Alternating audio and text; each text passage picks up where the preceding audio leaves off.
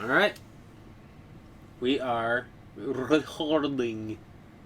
Ricola! You remember those commercials? The Ricola commercials? I used to love those commercials as a kid, dude. Commercials, I'll be honest, when we were kids, commercials were a lot better. They were better commercials when we were children. They were more totally clever. Better. They were better constructed, in my opinion. They really were. They were always garbage. Crossfire!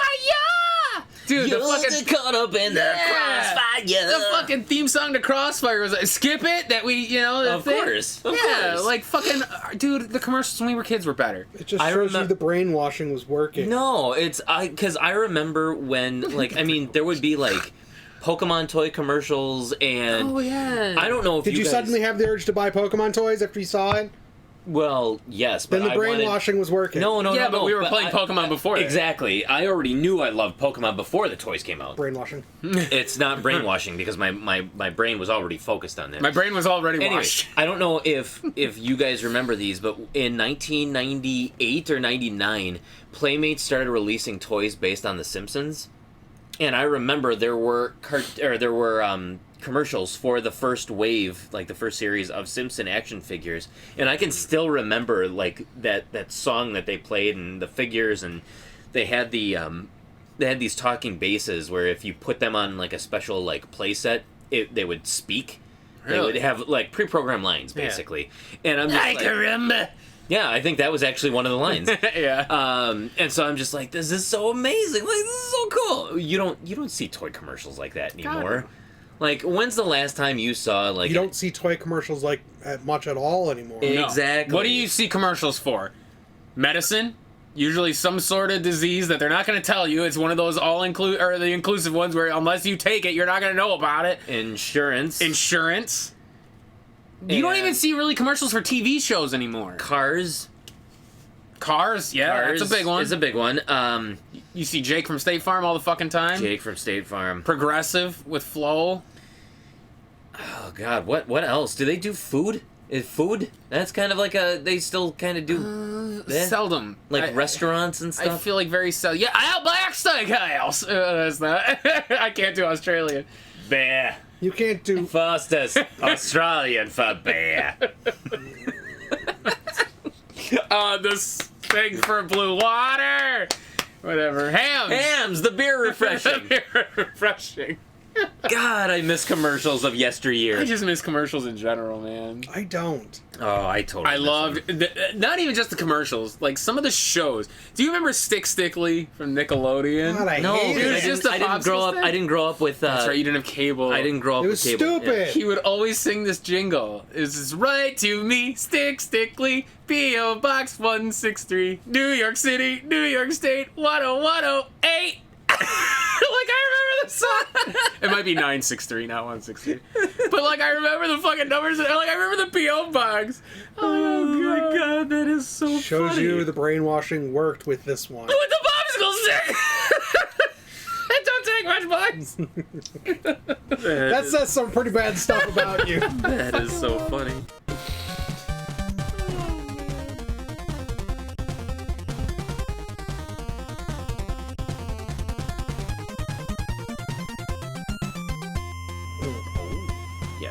All right. Welcome to the PTGPowercast. What were you going to say instead of PTGPowercast? I don't know. I'm on so many shows, boys.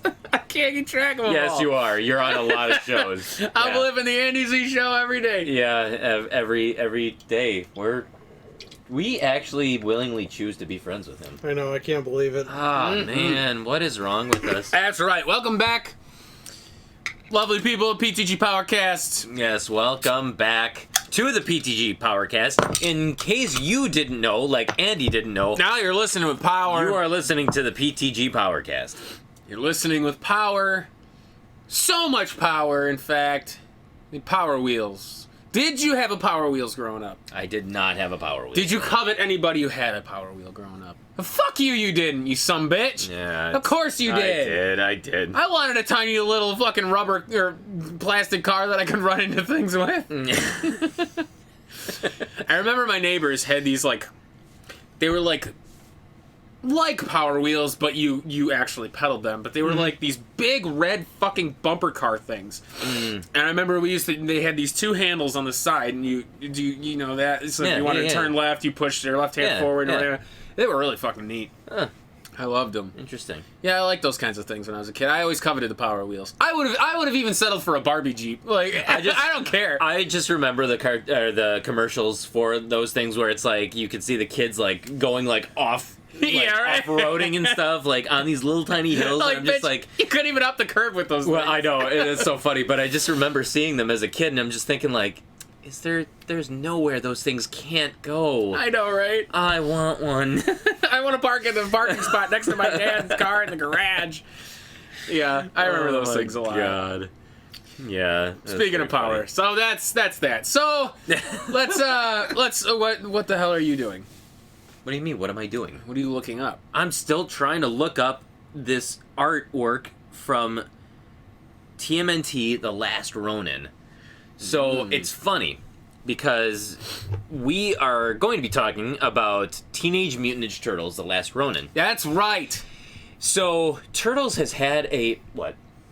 Him and his adding, that's right. That's right. Which was completely unnecessary. Yeah. On our day. So for those who don't know, who are not necessarily into Teenage Mutant Ninja Turtles, Teenage Mutant Ninja Turtles, just giving it a quick two-minute intro. TMNT was huge. In the Enormous. So in 1984, yes, Eastman and Laird, Kevin Eastman and Peter Laird, created the Teenage Mutant Ninja Turtles from their studio apartment. It was an independent comic. It wasn't Marvel, it wasn't DC, but their dream was to create comics and be able to make a living off of it. Ironically, wasn't it born from the... From they were heavily universe, they were right? heavily influenced by Frank Miller's run on Daredevil at the time. But anyways, usually back then, if you weren't Marvel and you weren't DC, independent comics just basically went to die. You printed them for like fanzines or something like that, where you had a small intimate group who knew what it was and enjoyed them. Well, with them, they printed off 3,000 copies of their original comic, and it sold out like in days. They had to they basically reprinted it and printed off like second prints, third prints, and all that, and it just completely every issue that they came out with was selling better than the last one, and they ended up just becoming huge. Phenomenon. Then they got, in 1986, there was Surge Licensing, which then kind of said, okay, we can really make all of this stuff work.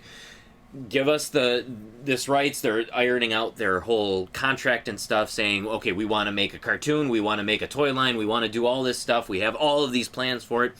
And in 1987, it came to fruition. The cartoon show started. Turtlemania really, like, I think it was born in 1986, but 87 is when it launched to the masses. Yeah. You had the cartoon show that was so successful to kids. You had the toy line that started in 1988, which just was like the next hot thing for toys.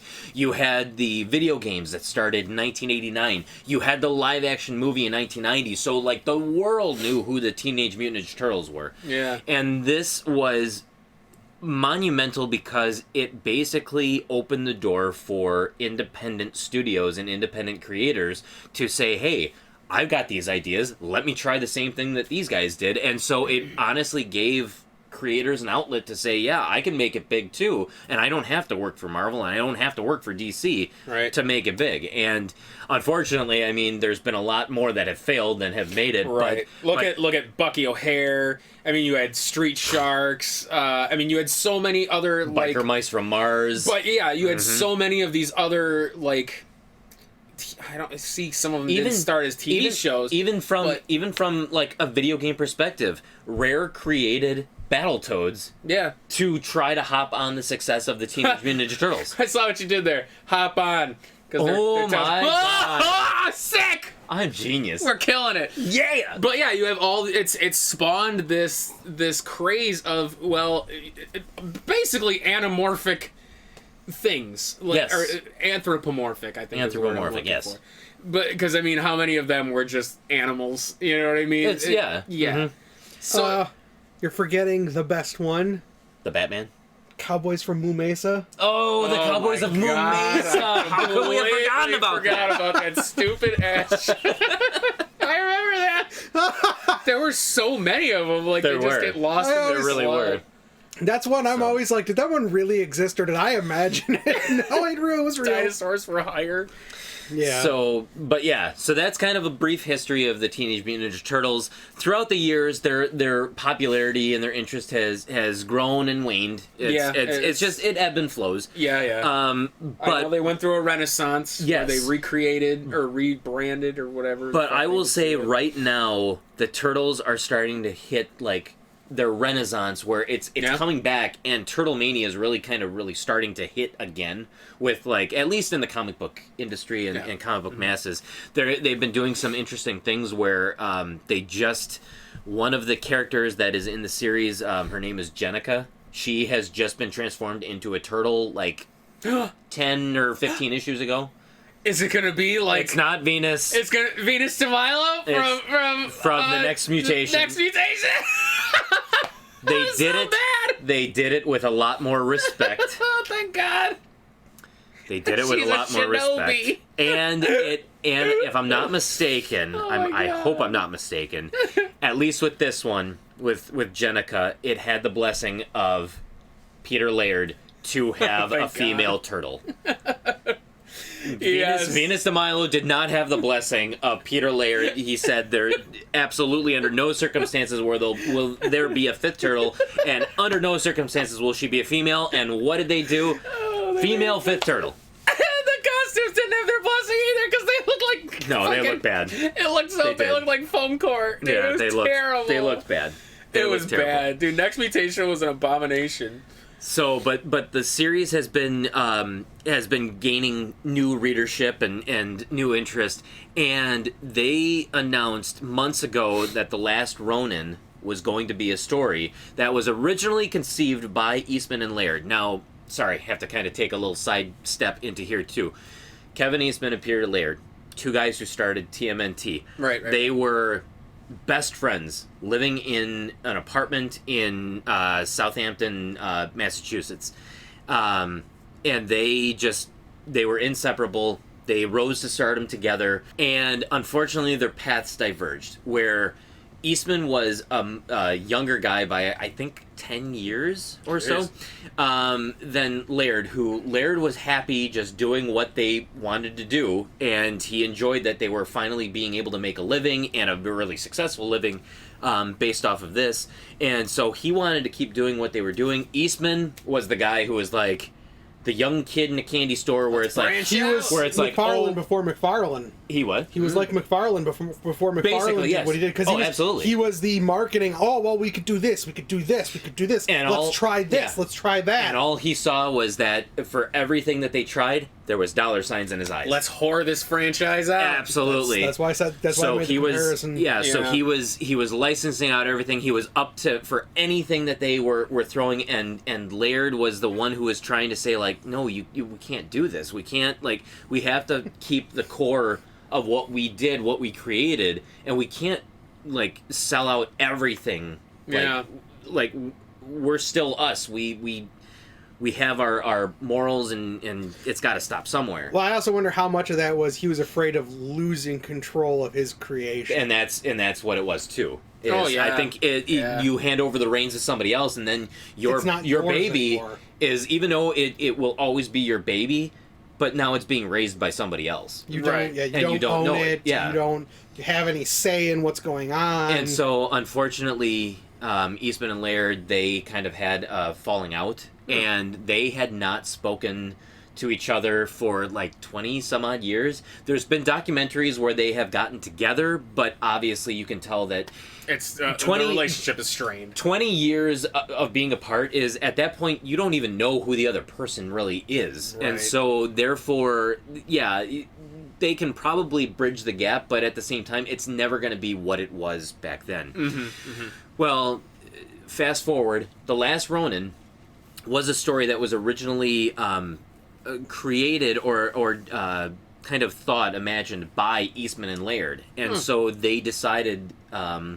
IDW, who now owns the comic book rights to the Turtles, that they want to do the Last Ronin, and they want to they're going to use Eastman and Laird's original idea for the Last Ronin, and they're going to have their people basically write it. Tom Waltz, who has been kind of heavy in the IDW series of TMNT from the start, he's actually the guy who's writing it. I saw a lot of names on the front that I'm like, who the hell are these? Because I recognized Eastman and Laird, and then I'm like, I saw like 3 other names. I'm like, who the fuck are these guys? And so it's funny because the Last Ronin was almost like, if you've ever heard of the Marvel series What If.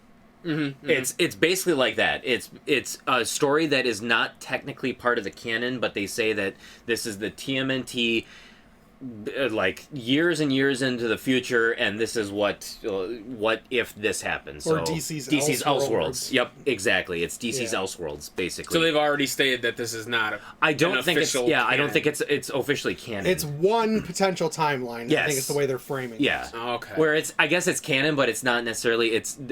They don't have to end up at this point. Like, okay. Well, it's like Marvel with the alternate universes. You have the main 616. You have the Ultimate Universe, which I can never remember what it is. Then you have all the different numbers, and they don't necessarily all line up. It's just a potential, this could be one future if they don't succeed at what they're doing type thing. Yeah. So, DC did the same thing with their multiverse. Yeah. So, almost in a weird way, kind of like the branching paths of like the Zelda timeline. Yeah. What if he never turned back to a kid? What if he died at Ganon? Like, that kind of shit. It sparks exactly. all these different timelines. Yep. Exactly. Okay. So there was a lot of heat and a lot of interest because this is a story that was Eastman and Laird. Like, every Turtle fan's dream is for Eastman and Laird to work together again, to put aside their differences, work together again, and put their names together on a comics story that's Turtles. Well, hell, And I think that this is the closest that we have come in,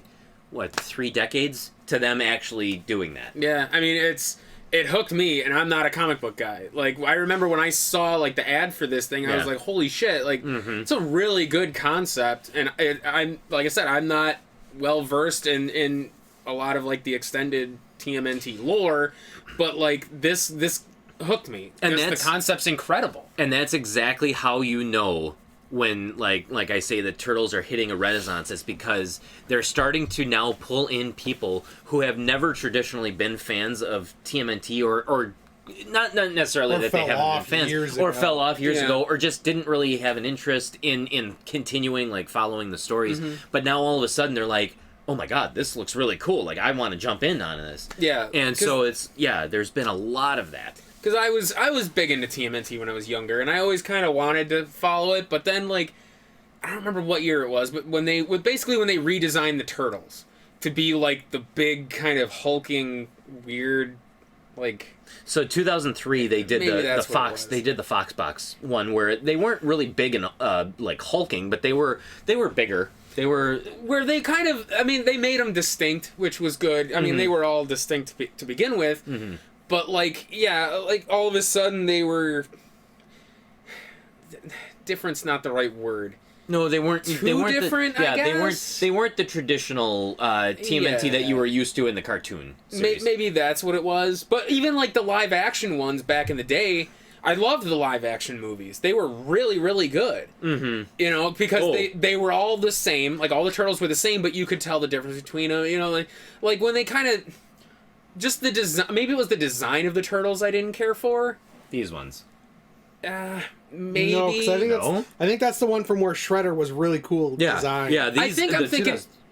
I think I'm thinking more like the Megan Fox, like Turtle movies. Yes, the Turtle movies and Rise of the TMNT was. Yeah. Well, and then there's that really terrible. one. Oh god, almost like the Teen Titans. Yes, that's the Rise ones. of the TMNT. Yeah, Teen Titan looking ones were terrible. Yeah. But, like, I don't know, like, their design ones, like that I don't care for either. The CG one? Oh, yeah. I think it's when they started to go more CG. That was right when they were taken over by Nickelodeon. Yeah. In 2012, Peter Laird sold his remaining... So originally, Eastman sold off his stock to Laird. So Yeah. Laird still owned all the rights to the TMNT, and Eastman didn't really have any say. And then in 2012, Laird sold off his remaining stock and interest in TMNT to Nickelodeon, and he made a pretty penny on that. Oh, I believe it. Because I mean, like you $60 million. said, they're still extremely prevalent. Oh, they're today. very marketable. Like we say that their popularity has waned and then ebbed and flowed, but like I really don't. They're basically a household name. Yeah. Every kid knows what the Teenage Mutant Ninja Turtles are. Yes, There's they still toys for Teenage Mutant Ninja Turtles. Yeah. Like even though I didn't care for those movies, I've never seen them. They still did very well from what I understand. Oh yeah. So like that's a testament to how great the idea really was, and lightning in a bottle's not the right word, not the right phrase for what they did. Oh no! In 1986, it honestly But, yeah. was. They captured lightning in a bottle. Plain and simple. That is why they had that meteoric rise. It's almost like they've found ways to replicate that. You know what I mean? Like they've never really fallen out of like the public eye where like exactly. the general Yeah. consensus is, oh, this sucks now, and then all of a sudden they come back and they blow you away. Like It became the standard after TMNT did it. yeah, Where in order to make it as like a solid thing, as a solid like toy line, kind of everything like that, you had to hit the trifecta of, okay, we're going to create a video game, we're going to create a cartoon, and we're going to create a toy line. You had that with... No, go ahead. Oh, you had that with... oh god, I just had a brain fart. They tried to do that with like Battletoads. They tried to do it with Bucky O'Hare. Bucky O'Hare was the big one. I had the shoes with Bucky O'Hare. Yes. So Yeah. they had the cartoon, they had the toy line, they had the video game, they did the comic books. They tried to do that again. I remember that, believe it or not, the guy who created A Boy and His Blob, David Crane, he tried to do that too. But then he found out that it was like it's very expensive to do that, to have to like do a TV show. Try to get a movie or a cartoon and a toy line. So that's why the instruction booklet for A Boy and His Blob looks so like comic bookish, is because he was trying to do that too with A Boy and His Blob. But they even did it with Earthworm Jim. They tried to do it with Earthworm Jim. They had the toy line, they had a cartoon, and none of the success was really replicated like it was with TMNT. Well, I also got to say, like, Ninja Turtles also owes part of why they succeeded to the way George Lucas did with Star Wars. Because, like, all the merchandising, the way Lucas did.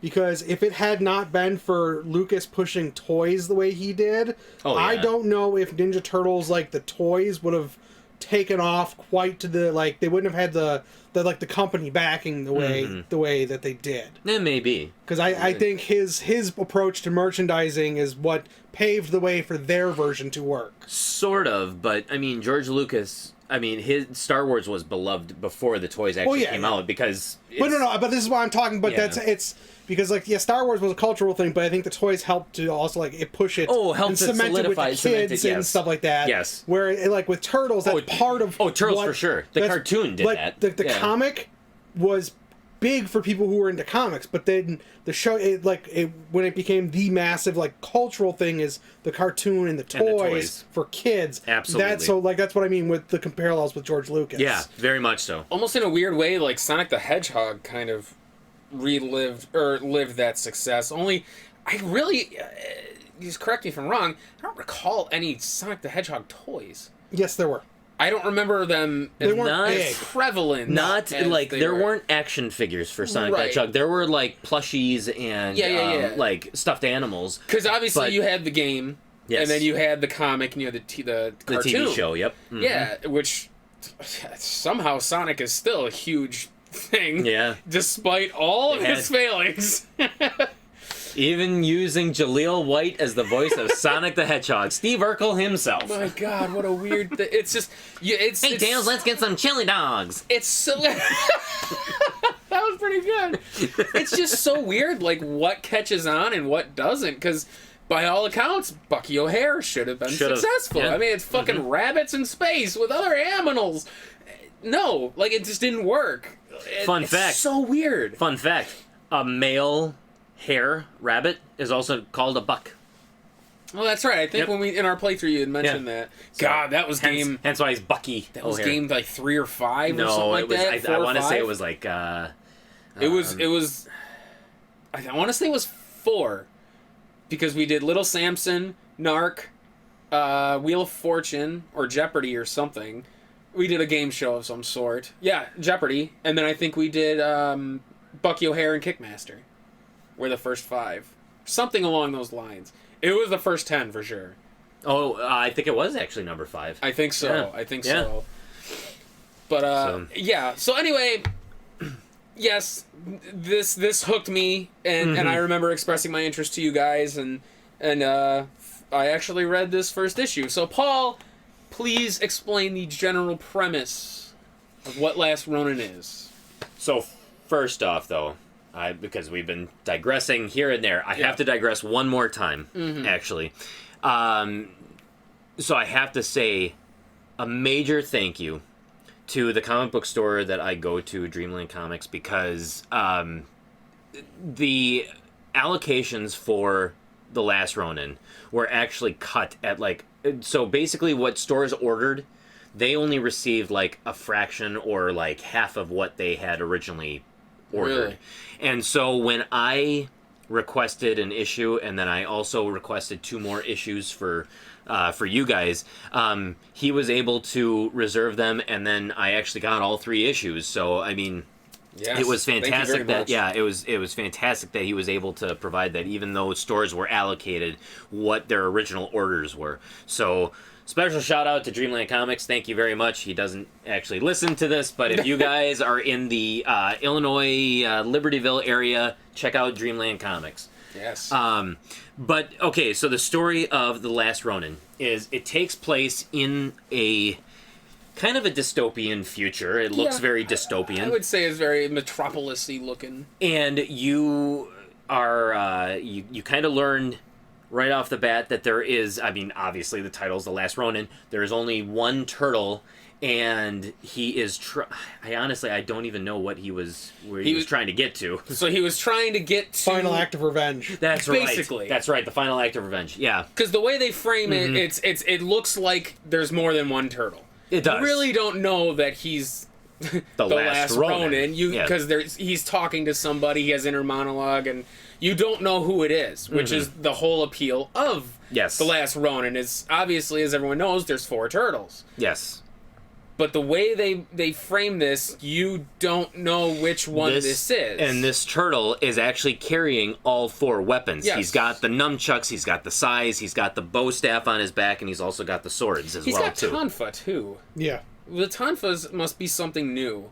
Mikey used him at one point. Did Yeah, he? the tonfas have been used before. I think I've never Raph seen used the him at was Tonfas. 1.2. I think they all did. I think it's actually kind of a throwback to the 2003 series, because I think they actually use the tonfas a lot more in there. I know he's got the black mask, the black eye mask. Yeah. So it's like, yeah, like you Which is generally... Which is no actually, that's a different. throwback, too. Yeah, When because- they didn't originally have individual colors. They didn't. Right. It was a black and white comic, and even on the covers that were in color... Wasn't it all red? It was all red. Yeah. And it was, it's funny because the original TMNT on the Nintendo has the cover art of what was issue number 4, the second print, and all of the turtles' masks were in red. And when I saw that, I'm like, these guys don't know turtles at all. Like, they're supposed to be blue, red, and purple, and orange. Like, why are they all red? Like, why would they do that? That's a mistake. And it's like, no, I just didn't know any better as a kid that that's actually what they were original. So, So the black mask, you don't know who it is. There's no identifying characteristics of it. And the story really doesn't even tell you how far into the future this is. No, I don't think it does. It doesn't piece to... I want to say it's like 30 or so years. I feel like I made up that number, but it's like I thought I saw that somewhere where it's 30 years in the future. Anyway, the Last Ronin is essentially trying to get to the top of the tower to kill Oroku Why can't I remember the last name? No, it's not Oroku. It is. Saki. It's not Oroku Saki. It's actually Shredder's grandson. Is it Oroku Karai? Yes, Karai. That's Yes, it. Oroku Karai, who's the essentially the overlord of whatever city this is. So he's infiltrating this city to get to the top to kill him out of revenge. Because he throughout this entire thing, he's talking about vengeance and Master taught us, all these different aspects of the ninja thing and all this other stuff. And it's framed really, really well. Yeah. But that's essentially what he's trying to do, is basically get revenge for that. He's trying to get revenge. I think that there is something, because the other brothers were actually killed by this Oroku Karai, or he thinks that they were, at least, because, nothing has been solidified yet, which is why he wants it. Something happens. He does not get the revenge that he wanted, and he ends up waking up in a hospital bed, and that's the end of the first issue. But being tended to by a very old, very ugly April O'Neil. Yeah. Which makes sense. She's old, Yeah. But it's just it's such a cool because they don't ever distinctly say how many years it's been. But no. You figure what grandkid, probably 50 years maybe? Because we were talking about this actually in the car right here. It's like, well, April O'Neil's old looking. But, the turtles, and I was thinking to myself, well, I guess turtles can live a very long time. Turtles can live, 150 years. Some species, I think, get, like 300? Some ridiculous amount. Because there was that one that was on the Galapagos that lived to be... Was 300, or, no, even, 500 years old or something like that? It's I remember it was, a big deal when that turtle died. Yeah, it makes sense, I suppose, in that sense. And you said something about... I was like, that's a little weird. And you're like, well, it's weird that they were teenage and ninjas. Yeah. I was like, all right, you got a point there, I guess. You got me there. I can't fight that one. Yeah, so... The Jonathan the Tortoise was 188 when he died. 188, holy He was crap. born in 1832. God, that's crazy. So, they could... and that's only him. I guarantee there are older, ones that we just didn't know about. Yeah, that we don't know. Yeah. But yeah, so it was just cool, and they make a mention of a... there's a biker chick whose last name is Jones. So you and just that's I'm thinking deduction, the granddaughter of Casey Jones. Yep. Yeah. But just the whole infiltration of the city was really cool to me. The fact that he goes through the sewers and there's all these the electrical lines and all basically it looks like I don't know what the term is. It's not a phone line, but cables, I guess, would just be the best. Just power lines. Yeah, power lines, cable lines, all under the city, and it's just he's like. I remember the thing he said is, despite all of this technology, it's still our sewers, it's still our home or our turf or something like that. And it was really cool. I liked the whole idea. Even the design of the foot soldiers was really fucking cool. Yeah, the artwork and just the storytelling in this was so fantastic. And it's funny, because that's actually one of the things that had ended up happening and why there was a delay. This was actually supposed to come out in August, if I'm not mistaken. Yes. And they delayed it, and it didn't come out until... did it come out in November, or was it the last week of October? Either way, it was delayed by 2 months about. And it was because... The artwork was originally supposed to be done by a comic creator named Andy Kuhn. And for some reason, I guess they did not like what he had turned in. Really?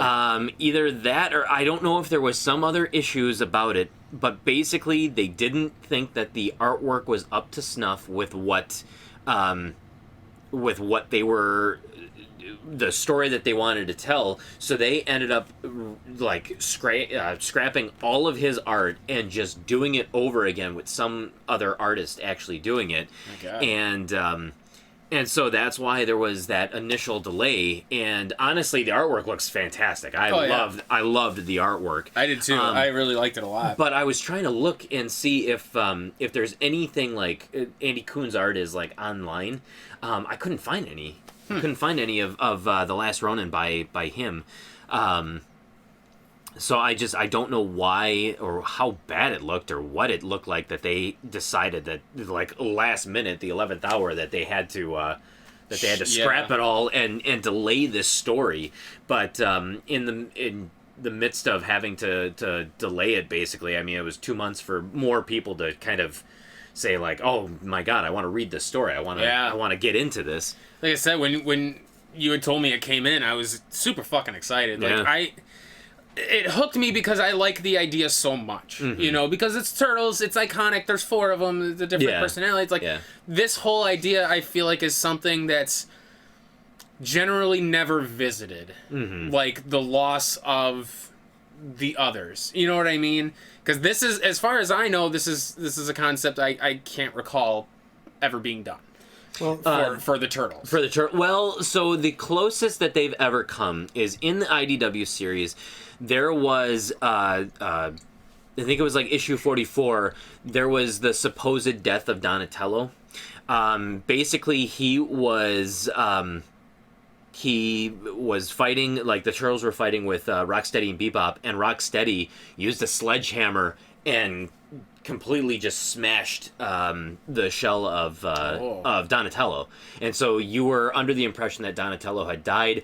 And for a while, he was actually in a hospital bed. His mental, identity was then tied into Metalhead. Do you remember Metalhead, the metal turtle? Yeah. So it was basically his consciousness was transferred into Metalhead, and so he was Donatello for a while, and then Donatello ended up coming back. So, but that is basically the only time that they've really the turtles have grappled with what could have potentially been death. And so with the events of The Last Ronin, where the other turtles, obviously, they're gone. He wants revenge, so you know that something has happened that has taken them away from him. So whoever this turtle is of the original team, he has really been just changed because of everything that's happened. He's had to. They've lost Splinter. Well, that was actually a while back. Yeah, let's say Splinter. It sounds like, based on the way they were talking, they lost Splinter quite some time. Yeah, ago. They actually in canon they've lost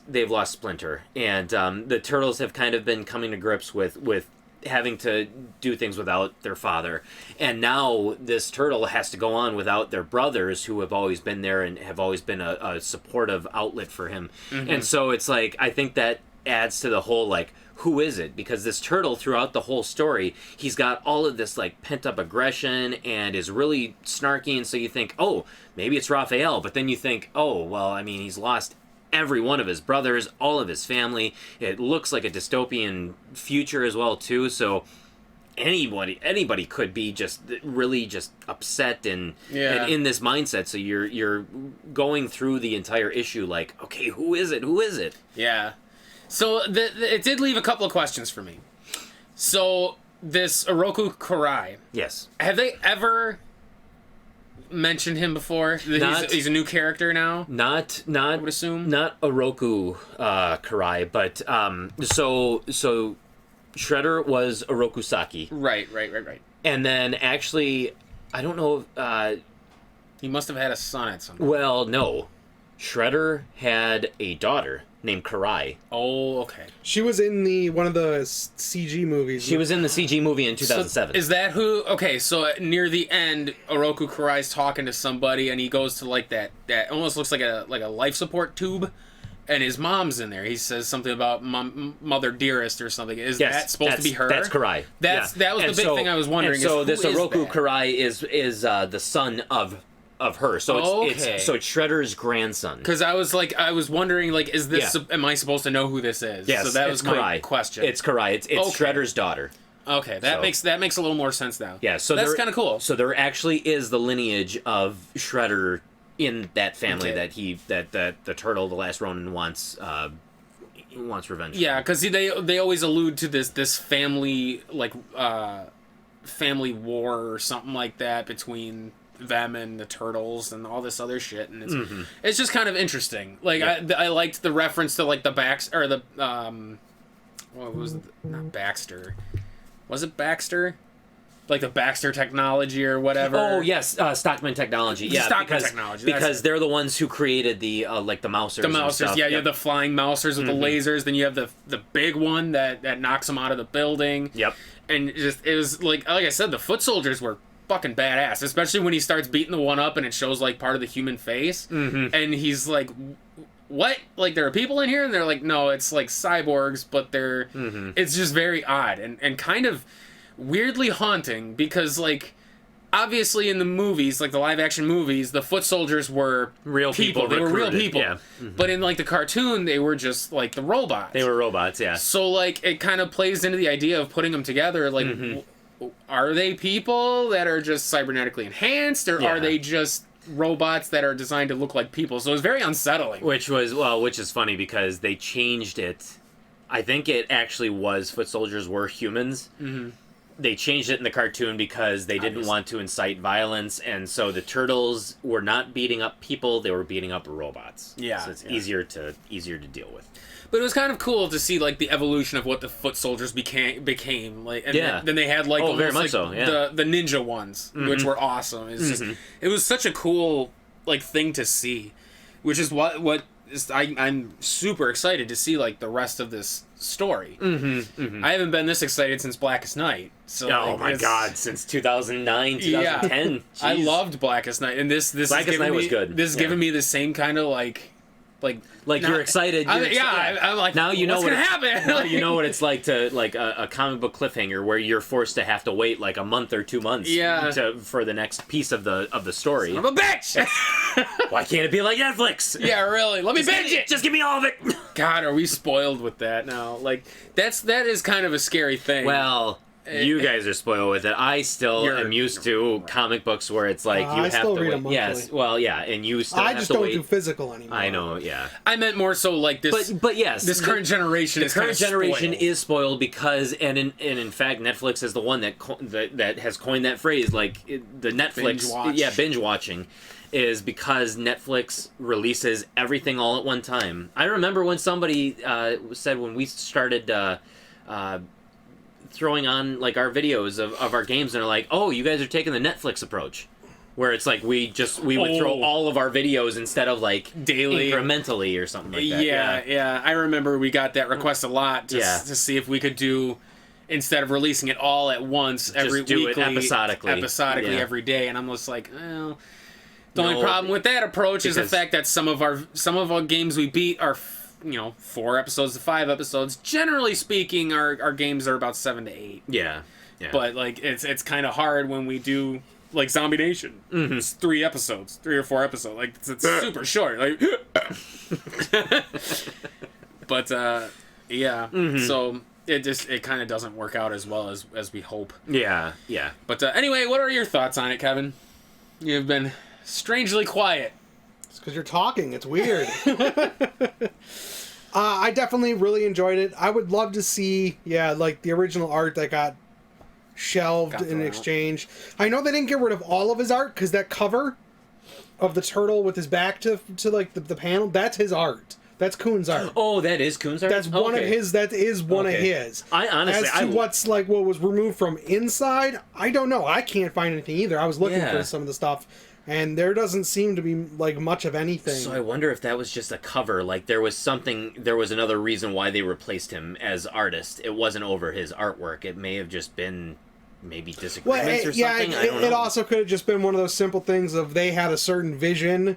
He drew up what his interpretation of the story, and they're like, it just doesn't quite match what we wanted. So they were like, well, we'll use what we can, but then replace him. Because his name is still on the cover. Yeah, it is. Oh, yeah. So, totally. like, he's still getting credit for some of the artwork, which means they probably kept certain stuff of it and maybe redrew it. And that could be, yeah. So, but see, that's with comics. You never know what they keep, what they don't, because they really don't tell you any of that sort of stuff. I know, yeah. As to the story, I think it's really, really good so far. I love that throughout it, like, when the last surviving turtle is talking to his brothers, each one of them has their own unique speech pattern that you notice. Yeah. What they reference to, how they react to stuff.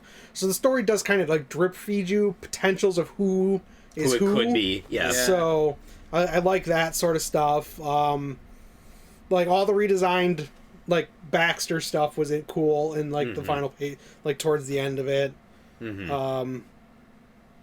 I say and I'm really hoping in the future issues they'll explain not only how the others died, but how Oroku took control of the city.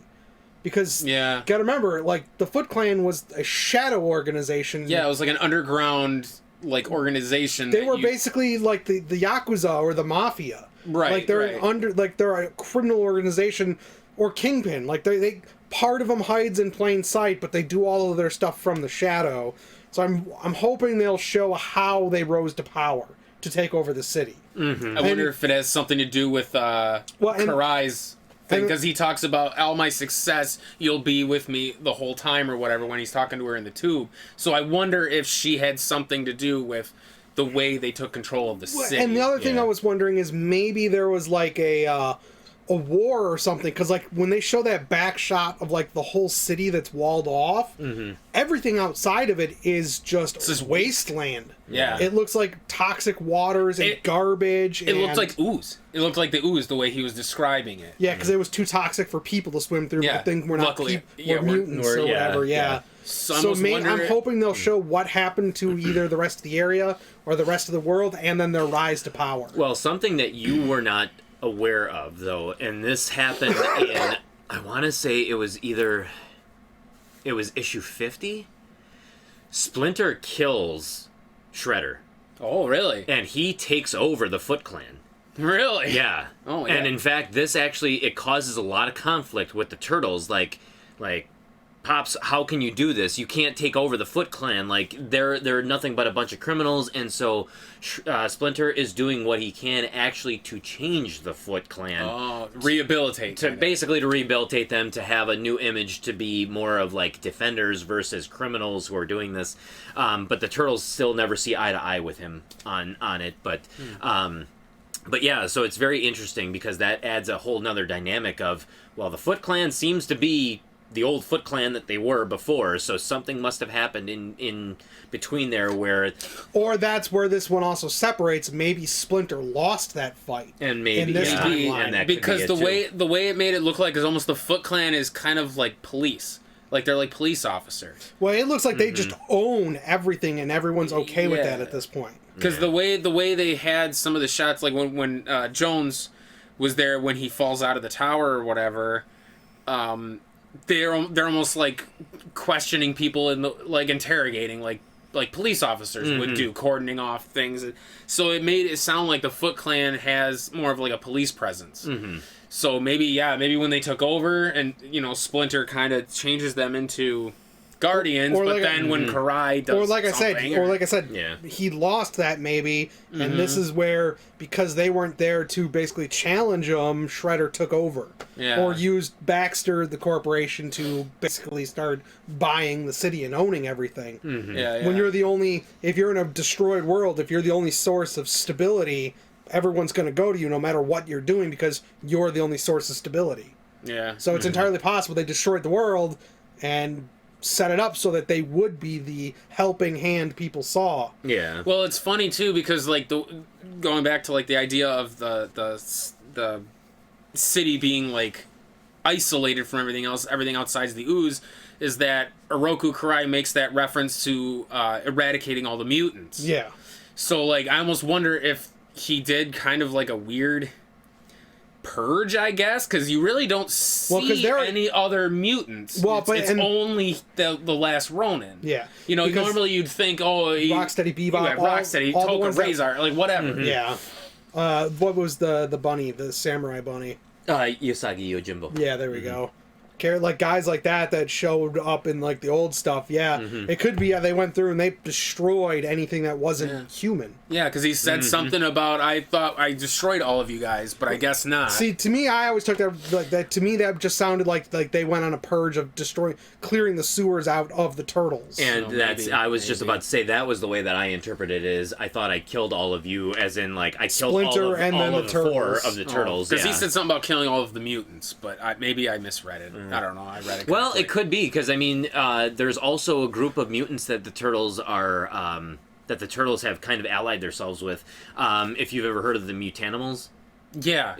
They show up in the newest iteration of the IDW TMNT series, and so maybe it was about hunting all of the Mutanimals and the Turtles and dinosaur stuff. aliens and Dimension X people and Well, those are all cartoon stuff. Well, no, the Triceratons have. Were they in the- Oh yeah, they were definitely in the comics. I don't remember. Yep. I don't remember very much of like the older Triceratons. comics Yeah, and the anything. Triceratons came from the comic books.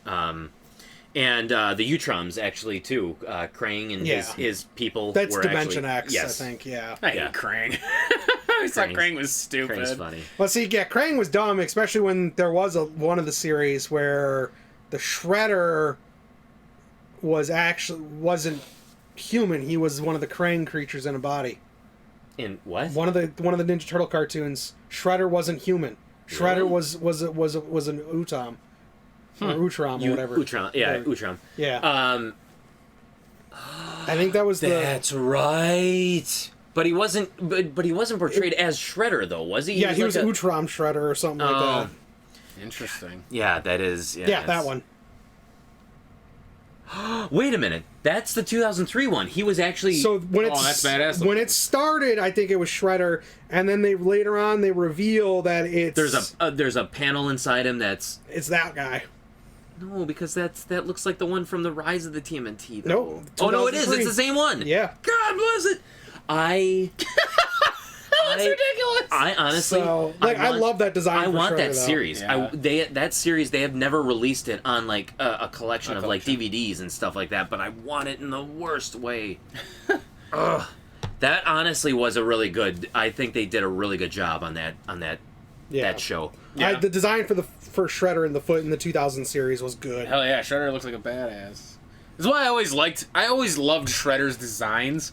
I just hate the way he was always portrayed in like the cartoons and like the live action movies. Well, to a point. I liked Shredder in the live action movies. Super Shredder, on the other hand, was the worst. So yeah. So 1 and 2 Shredder, honestly his portrayal was fantastic. Yeah, it was he was spot on. fucking Couldn't have scary. asked- couldn't have asked for anything. Yeah. Oh, babies! Yeah, babies. Oh!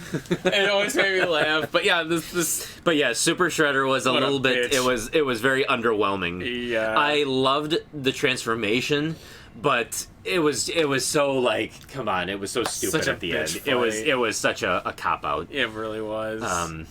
Yeah. God, it would have been cool to see like a lot. Well, they did, and it wasn't great.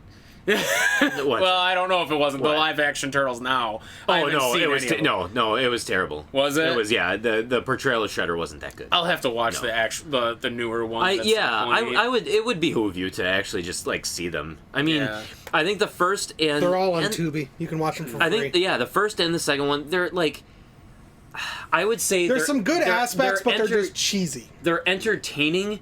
But if you are a fan of TMNT, just be prepared for it not to be what you liked about TMNT. like Megan Fox being Being April O'Neil. O'Neil. Yes. That was just a terrible choice to begin with. Yeah, it really was. God, it'll be as big of a disappointment as the Transformers movies. See, the first one wasn't bad. First one was good. pretty good. Second one, I still have not seen that one all the way through. I have bother. I have literally attempted 3 times to watch that movie, and I've fallen asleep halfway through it every Seen time. That's like- all of them but Bumblebee. That's like me with the Pirates of the Caribbean See what? movies. I've seen all of them them except for but Bumblebee? Bumblebee. Yeah, so The Pirates of the Caribbean movies are the same thing. I've seen just- the first one, Yeah. have never seen any of the other ones I because just- they are just that bad. Of the Transformer ones, I did like the third one that they used Leonard Nimoy yeah. as one of the voices, because Leonard Nimoy was originally Galvatron and Megatron in the movie. Oh wow, that's cool. Yeah. All right, so is there anything else you would like to talk about? The big scene near the end where he almost kills himself was pretty fucking cool.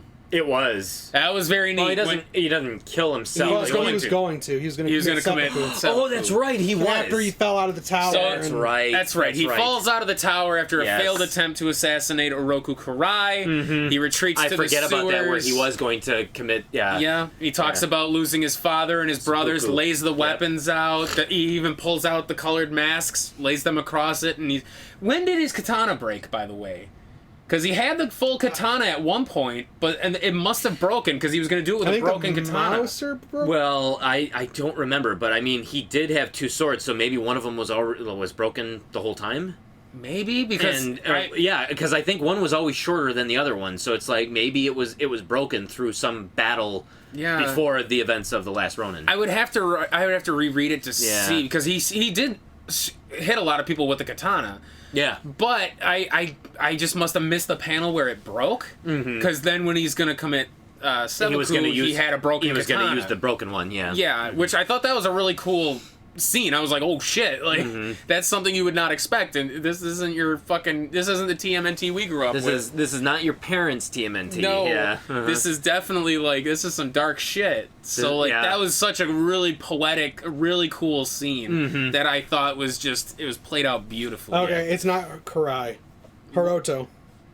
Oh, okay. Karai must be Karai is the there. mother, and then yes, Hiroto is Hiroto. Okay, so he's a Oroku. Yeah. Okay, Oroku what? That's Hiroto. That's what it was. My bad. That's what I thought, because I'm like the name. It's been bugging me, but I just couldn't quite put my finger on it. So I but had it's to look. I feel like I saw the word Karai somewhere. because Karai's his mother. I think he was right, talking to but- the tube. I think that's about Yeah, it. he may have made the mention of it. I thought, I'm about to say, I feel like I saw a mention of it somewhere, but don't remember where, maybe. Yeah. All right, yeah, okay, so Oroku, whatever, Hiroto, Naruto. Yeah. Avatar.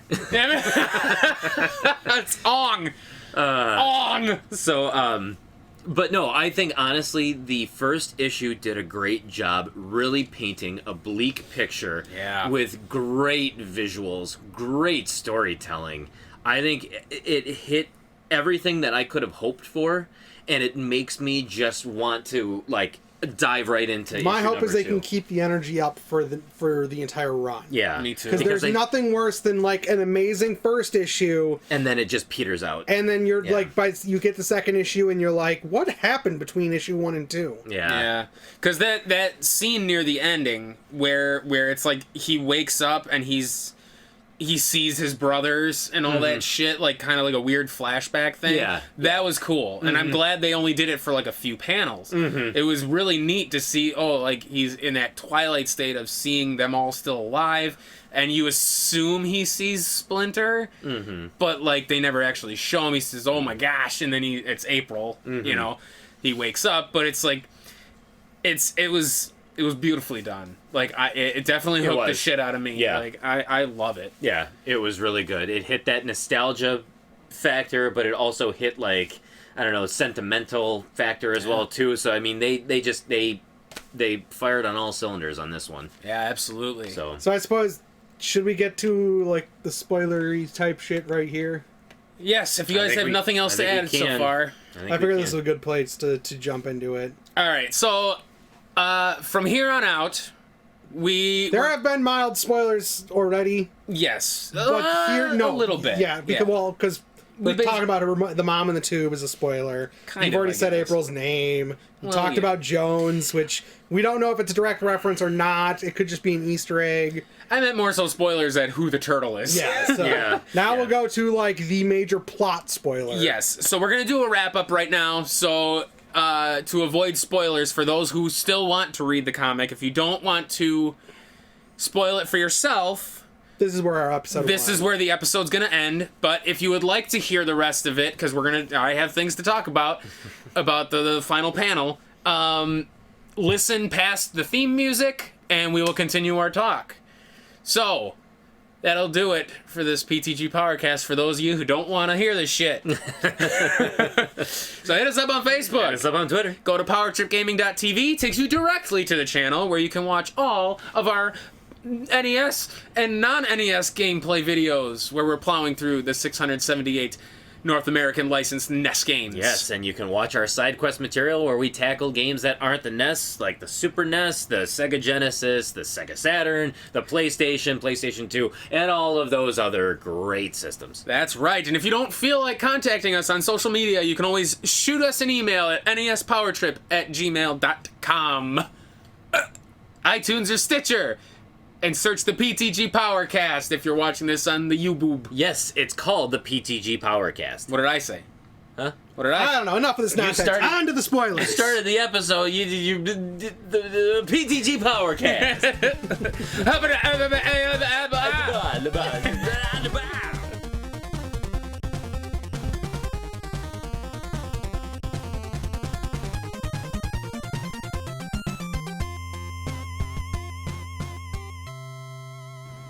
All right. Now, So, spoiler territory. this is spoiler territory. For those of you who stuck around, we're going to talk about the last panel and our theories The and everything. bombshell. The bombshell, which I saw coming. I was gonna say, so the bombshell to me was not really a bombshell. No. it was no. In fact, because let the record show, when we discussed this in our general life, We basically. I pretty much guessed who it was right off the bat. Because it's the only story arc that makes sense. it was the only one that would make sense. Yes. So all the way along the way, okay, I knew that the story. I was able to eliminate certain Yes, characters yes, almost yes, immediately. The story is called The Last Ronin. Obviously, I knew that the other turtles were gone after like the first page or two, because you saw the talk bubble of like the other turtles, but it was off panel. And I'm like, oh, maybe they're alive, and okay. And then I noticed that they kept showing the talk bubble, but it was always off panel. I'm like, I get it. He's hearing the voices like in his mind, or auditorily he's hearing it somewhere, but they're not alive. Well, there was a couple of panels early on where it showed the ghost other turtles, the ghost turtles in the background. Oh, okay. The Force Ghost versions. The of them. Force Oh, Ghost gotcha. But version. they're Force Ghosts. Yeah, whatever. but otherwise it was only like a couple of panels, and But- then they never did it again. But like Kevin said, they had enough of the dialogue to where the personalities of the turtles were coming through, so you Yes. could eliminate who it was. So one of the turtles was talking about like there's so much gear and technology here, and Yeah, you can then bypass this or and then- whatever. It's like, oh, yeah, that's and then the gone. last Ronin was like, yeah, we don't have time for that, and it's like, okay, so obviously Donatello is one of the ones who's already gone. He's X him out.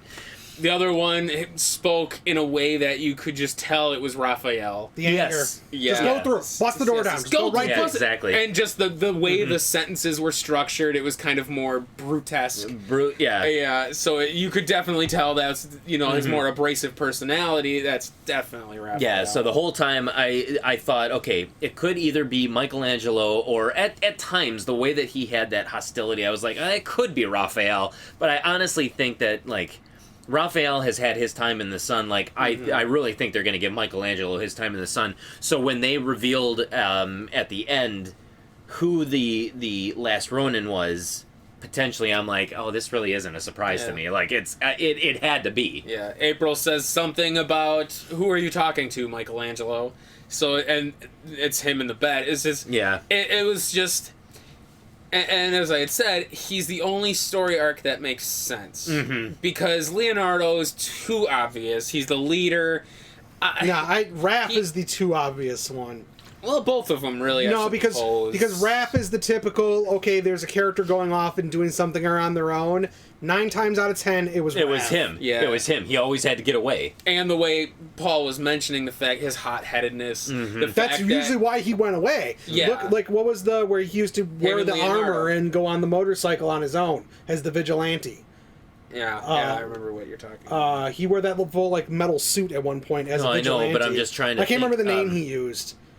But Raph went off on his own as a vigilante. I mean, Leo used to go off on his own every now and then when him and Raph butted heads. Yeah. So it's like, those were the two, like, we've done that type of story already. Don't do that story. Leonardo was the only one that I had a hard time pinning down when he was talking, because him and Donatello could have kind of both been interchangeable in the way that when they talk strategy, like when he's trying to figure out how to get into the tower, when when Michelangelo devises the plan to use the momentum of the explosion to propel him up. Sure. That seemed like a Leonardo move, but could have also been a Donatello move because Donatello was a strategist. So it's like it's one of those where he was hard to see. So I was like, it could be Leonardo, I suppose, but. Again, like you said, that kind of feels too easy, in my opinion. But to be quite honest, I mean, the way that it was, like, I was not surprised at the end when they revealed it. I was surprised that they revealed it. Like, I thought that they were going to, like, not reveal it, that they were going to leave it until, like, maybe issue 2 or 3 to finally reveal who it was. But so that was kind of surprising to me. I also think they did enough to show that he has traits of each of his brothers now. Mm-hmm. Like, that's the... So I can see why there is certain debate as to whether or not it actually is Mikey. See, and that's so, and I can see, like, maybe it could potentially be that it's not Mikey, and that when the other brothers died, he basically became each of them and like, in turn, so they are no longer just individual personalities. They're all one personality in this turtle now. Yeah. So, it like, because... The brute force, like, oh, I'm just going to go through the front door. Mm-hmm. That's a Raph move. That's a Raphael move. Yeah. Maybe we could sneak up and go this way. That's the Leo type. Stay out of sight. We're ninja. Mm-hmm. Donnie was we can hack this, and it's like... Use the EMPs to blow up the mousers. Yeah. Like, so you can see where, like, all the other turtles are now, where the remaining turtle has changed. They're no longer who they were. Mm-hmm. So they've grown in that sense, or due to the loss, they had no choice but to change everything that was about them. Because nowhere in there does Mike's personality of, the happy-go-lucky ever show up. No, which is why his is the only one that makes sense from a growth standpoint. Yeah, he's always portrayed as the carefree, the happy-go-lucky guy. Brother. Yeah, he's the little brother. But so like to have a storyline where he's forced to abandon his childlike ways and grow up. But at the same time, he is the one who has taken the death of Splinter the hardest. And so I could see him, and that's why the whole time I had it in the back of my mind where I'm like, I think this is Michelangelo. Because he has had this steady decline where it's like, you can tell that he's not the joking Michelangelo that he used to be. Mm-hmm. Yeah, there's still periods where he tries to be like a funny guy and tell jokes, but you can tell there's a lot more seriousness. It's that uncomfortable levity. Yes, it's more like he feels like he doesn't have the leadership anymore, and he doesn't have his father, so it's like he's lost that innocence, which is weird, because you would think Leo would have been the one that took it the hardest, but I think Leo was the one that was the most prepared for it. He was, it was Mikey who took talking it about Michelangelo's decline there. It almost would have been cool to see a storyline where Michelangelo took over the Foot Clan. Like, he becomes so, like, disenfranchised by the death of Splinter that he kind of turns. Mm. And it would be a storyline where the three turtles are taking down Michelangelo and the Foot Clan. Well, that would have been kind of cool, actually. No, because that actually happened, somewhat like that. But in the Image series that Image published of the TMNT, they only made it through 23 issues before they canceled it because of the sales and just the fact that nobody liked it. It's actually not even canon, because they said that it was so terrible that it's not canon. In that storyline, I think it's Raph or Leonardo who actually becomes Shredder. Really? He literally becomes Shredder. He wears the suit and everything. I feel like I vaguely remember that. They used that storyline in the 2003 animated series, too. Maybe that's what it was. 'Cause I feel like I remember hearing about a turtle becoming Shredder, and I just couldn't place it. And Raphael would make sense. Like, he butted heads with Leonardo too much. And then I think it was Raphael, because then they revisited that in the IDW series where Leonardo, for a while, was brainwashed by Shredder to be his... what's the... Well, that's the IDW. That was when Leonardo was actually brainwashed by Shredder to be his Jonin. Oh, Is that the term Jonin? Is when you're like a apprentice to somebody? I don't remember. Well, whatever it is. But yeah, that was in the IDW series. But in the 2003 series, Raphael was actually Shredder. Oh, interesting. Or either that or else he had like a fear of becoming Shredder, and it was like a dream sequence. But he was like... He became the head of the Foot Clan, so they visited that. Oh, that one. Yes, that was Oh, That was in cool. the IDW series, or in the Image series. Interesting. I had that issue too. Which one? 13? Yeah, I think I had that one. Huh. Yeah. That's kind of a cool idea, though. Yeah, but yeah, for sure. Mm-hmm. I when they showed Michelangelo, like, I'm curious to see if it's actually going to be him, because you'd figure April O'Neil's been around them long enough that she would know the distinct personalities of each one. But at the same point, trauma changes a person. trauma can change someone. Maybe she doesn't know him as much as she thinks she does. Yeah. So, like you said, when you had told me don't put too much stock into what they showed, I'm like, oh, I could see that. I could see them toying around with the idea of it could be multiple personalities. Yeah, and that's what I'm thinking too, is that with the fact that they some of the concept art from that's really cool. With the fact that they revealed who the Last Ronin was, like in issue 1, I have a feeling that they could easily go back on that, where basically, I mean, they could even just open up the next episode or the next issue by saying like, "What are you talking about? I'm not Michelangelo. I'm Leonardo," or whatever. Yeah. It's or else she'll say like, "What are you talking about, Michelangelo?" And then it's like he'll say something, and like halfway through the next issue, it's like, "Well, who am I talking to now?" You're talking to Donatello. It's like he could literally easily change, like because of that multiple personality, could easily change who that character is. Yeah, that's kind of an interesting concept. So it doesn't. Yeah. So I mean, I feel like she actually looks pretty badass. Oh, that's Jessica. Yeah, yeah. So that's why I feel like, yeah, they revealed it, but I don't think that it was kind of like the aha moment, because I still feel like it's early enough to where they could easily renege, and they could easily change it to be whatever they want it to be, so that it's a further reveal down the line. That's possible. I can see that. But it was definitely an enjoyable ride. I'll tell you that for that first issue. That was some really interesting stuff. Like I said, I love the idea when he pulled out all 4 of the masks and laid them out ceremoniously. You know, it was such a cool sequence, even when he didn't go through with it. You know, yeah. But I'm curious to see like the Jones girl, see what role she has to play, because he steals the bike from her and all that kind of stuff. And I hope we see more of like the upgraded versions of like the Stockman stuff, and just some of the more elite foot soldiers and shit. Hell, I would love to see like an advanced Rocksteady and Bebop. You know, maybe this guy's keeping some mutants around. Like maybe there was like a mutant genocide kind of thing where he went around and just fucking cut everybody down. So it's going to be kind of interesting. It's definitely interesting. Or it goes the other way where he gets beaten back so bad that he has to resort to taking the ooze and going Super Shredder himself. Yeah, maybe. Well, I mean, it'd be predictable, but it would be... I also want to see, like, Casey Jones in there, too. And it's funny because I don't think you know this because you haven't read, like, the current stuff. But, so there is, like, a gang, like, a rival gang called the Purple Dragons in like, TMNT. And they're basically, like, a bunch of, like, criminals and lowlifes and stuff. And Casey Jones' father, do you remember Hun from the cartoon series, the big hulking guy? Yeah. They basically retcon that so that Hun is actually Casey Jones' father. Okay. And yep. Yeah. He was the head of the Purple Dragons in the 2003 series. Yeah. And later on, they revealed that he was actually Casey Jones' dad. And so I feel like they could play it up like something happened with Casey Jones where he didn't end up with April. And so in his despondency, he ended up kind of taking over his father's legacy. And now he's in charge of the Purple Dragons. So it's like, I feel like there's so many different stories and so many different directions they can go with this. That actually could be possible, because wasn't that Jones girl in a purple...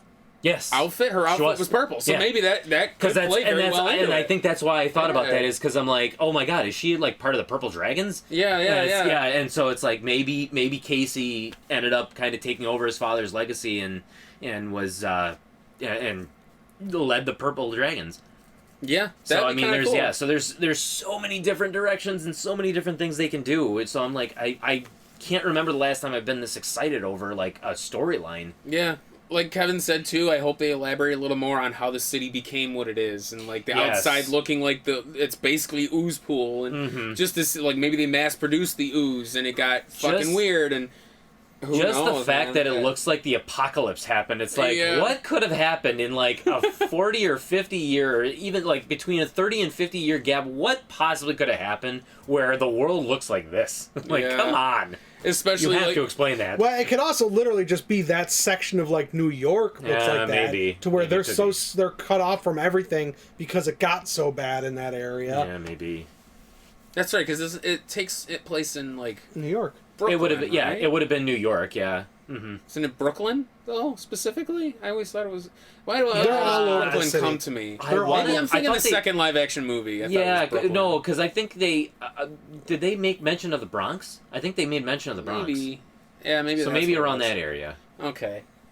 But yeah, I'm hooked. I can't wait to read the rest of this. I'm super pumped too. Like I said, I haven't been this excited in a long time for a comic. We'll have to do these more often as the issues come out. I think we'll have more and more discussions. I would love to. Yeah. So boom. So there you guys go. Hopefully it wasn't considered spoilers. That I guess because we brought up the whole Karai thing being the one who was like I don't think at the end. I don't know if it's spoilers because if they actually did make mention of Karai in the story, then I mean any TMNT fan will know exactly who Karai is. Yeah. At that point. And I have a feeling you'd know what she looks like. I mean, that's why. Like, I kept getting that impression when they showed her in the tube. I'm like, why am I supposed to know who this is? Yeah. Like, I feel like kind of it's a reference to something that a true TMNT Well, fan not would just that know they never would have even had to have shown her. The moment that they said, he's Shredder's grandson. Then I would have known that Karai had a kid. Yeah. So Because if you're a he had- fan, you he had already a daughter. know some of this stuff. Yeah. So it's just a matter of plucking it out and remembering. Yep. Exactly. Yeah. No, I think the only real spoiler is the fact that they showed it Is was Michelangelo. the end panel, the last page. Yep. So, all right. Hopefully, you guys, if you stuck around for the spoiler, if you didn't give a shit, hopefully.